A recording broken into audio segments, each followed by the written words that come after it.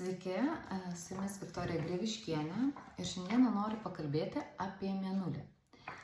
Apie Mėnulio svarbą ir reikšmę mūsų astrologinėje gimimo lentelėje.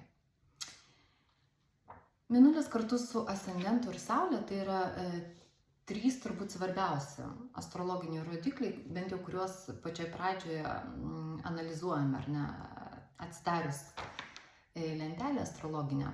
Ir jeigu Saulė tai yra mūsų sąmonė, tai yra mūsų sąmoningai suvokti norai, tai Mėnulis yra mūsų pasąmoninės reakcijos. Tai yra mūsų dažnai nesuvokiami tokie poreikiai vidiniai, būtent tie poreikiai, kuriuos patenkinus, iš esmės mes galime jaustis gerai, mes galime jaustis ramiai.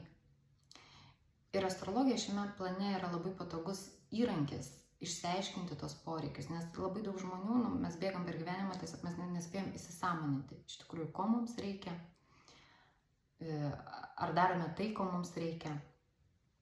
Ir būtent Mėnulio padėtis stichijoje ir ženkle zodiako, jinai gali mums nurodyti tos poreikius. Aišku, yra aspektai, kurie labai gali keisti vaizdą ir labai daug papildomos informacijos suteikti, kaip ir namai, ar ne, kuriame name yra Mėnulis. Bet šiandien aš tokį trumpą video suplanavau, tiesiog prabėgti greitai per stichijas ir neišskirti gal kai kurios ženklus, kur ten ypatingos padėtis Mėnulio, kad tiesiog tokį bendrą suvokimą turėti ir gal tiesiog pasigalvoti, ar ne, toks vidinis darbas, kad galėtų įvykti ir tiesiog sąmoningiau pažvelgti į savo vidų ir suprasti galbūt savo poreikius ir gal suprasti, kodėl jaučiamės blogai ar kažkaip neramiai, kodėl mums sunku atsipalaiduoti, ko mums trūksta. Tai tikiuosi, kad informacija, kurią išgirsite, jums bus naudinga.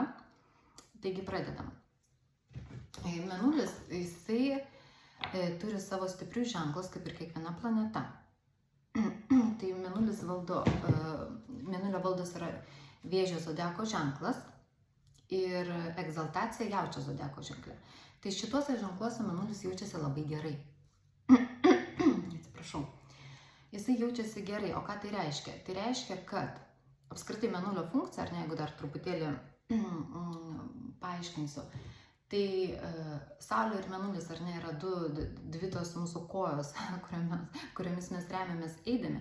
Tai Saulė, jinai pritraukia energiją, tai ta tokia baterija, ar ne, jinai sukuria energiją, o Mėnulis, jo užduotis yra paskirstyti energiją tikslingai organizme, kad mes galėtumėm normaliai funkcionuoti, kad viskam užtektų tos energijos.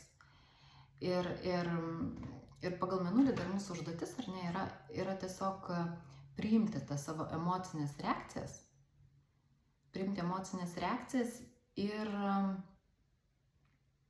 ir mokėti integruotis į gyvenimą. Tai šiuo atveju Mėnulis esantis stiprioje savo padėtyje Vėžyje ir Jautėje, žmogui su šita padėtim labai lengva tai padaryti. Arba lengviau bent jau, ar ne, tai padaryti, jeigu nėra kažkokio aspekto labai sudėtingo.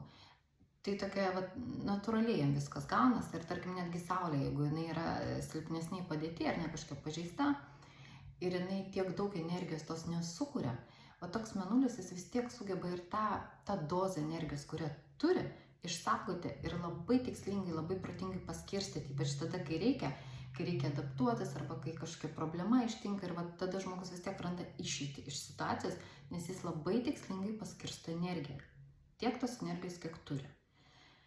Tuo tarpu Mėnulis Skorpionė ir Ožiaragėje čia skaitosi sudėtinga Mėnulio pozicija.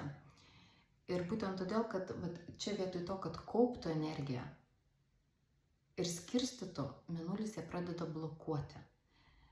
Ožiaragėje yra labai stipriai slopinamos emocijos, ar ne, tokia frustracija vyksta. Žmogui apskritai atrodo, kad jis negali atsipalaiduoti, kad jis nuolat turi dirbti, nuolat turi kažką daryti, kažkokio rezultato siekti.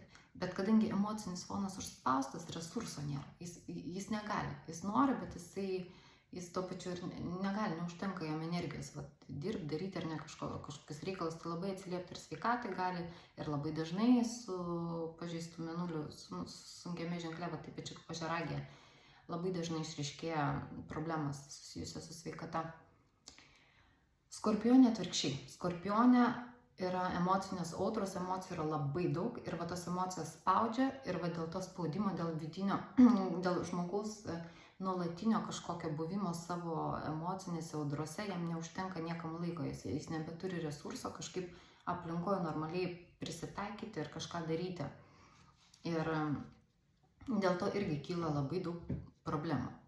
Iš principo, apskritai, jeigu kalbėti apie energiją, ar ne, tai žinom turbūt, kad visi mes turim tiek vyrišką, tiek moterišką energiją ir mėnulis simbolizuoja vyrišką energiją, saulė moterišką, mėnulis moterišką energiją, saulė vyrišką, ar ne, mėnulis mama, metaforiškai saulė tėtis.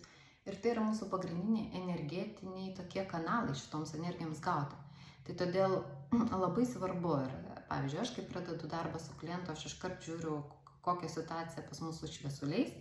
Ir jeigu ten yra problemos, darbas prasideda nuo to lygmens.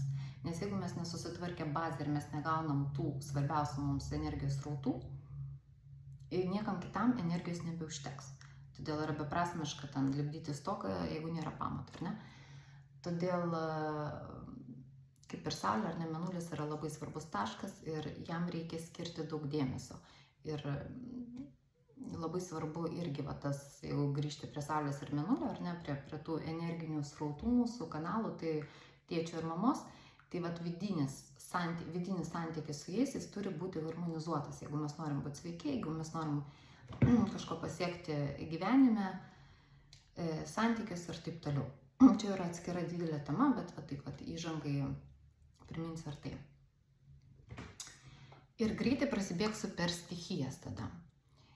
Mėnulis oro stichijai. Tai yra, jeigu jūsų mėnulis ar jums artimų žmonių mėnulis yra dvyniuose, svarstyklėse, vandenyje, tai tokiam žmogui, kad jis jaustųsi gerai, jam labai svarbu nuolatinis informacijos srautas, kad nebūtų žinių alkio. Kad jis turi susikurti savo tokią aplinką, kuris nuolat gali gauti informaciją, dalintis informaciją, bendrauti, kontaktuoti.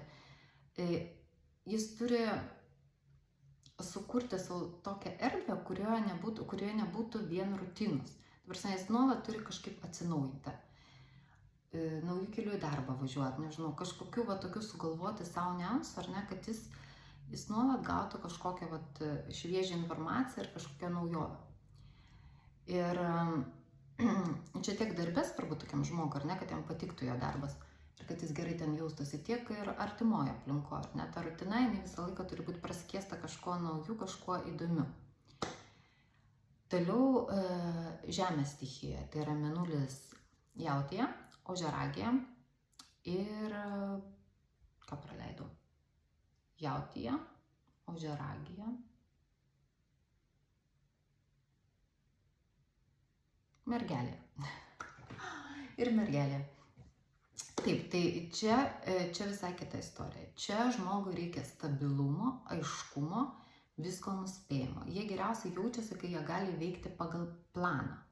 Pagal anksčiau sudarytą planą, nuosekliai, viskas aišku, kad būtų. Ir jos labai išbalansuoja. Jeigu griūna staiga planas, kažkokia nežinomybė, jie labai sunkiai šitą perneša. Ir tėveliams, kieno vaikučiai ar neturi šitą mėnulį žemėje, tai labai svarbu kažkokiam permainom ruošti iš anksto. Po truputį, iki dar ateis permainos keli mėnesiai, jį ruošti, pasakoti jam kažkaip tai, nes tikrai gali labai išbalansuoti tokį vaiką ir įsijungti visą psichosomatiką ir taip toliau. Tai ir ne tik vaiką, bet ypač vaiką. Tai tokiam žmogui taip pat labai svarbu yra stabilus kažkoks materialus pagrindas, bazė. Tai labai gerai veikia ir ramina, ten prikrautas pilnas šaldytuvas, netuščia banko sąskaita, namai saugus tokia savi. Jam tai yra labai svarbu ir didžiausia turbūt problema šitoje pozicijoje, jeigu pažeistas mėnulis aspektais, tarkim, tai yra tokia nuolat griaužianti šiek tiek trūkumo baimė. Žmogui sunku tiesiog atsipalaiduoti ir mėgauti šią dieną. Jis nuolat galvoja, kad gali kažko pritrūkti ir jis nuolat turi tarsi ruoštis tai juodai dienai.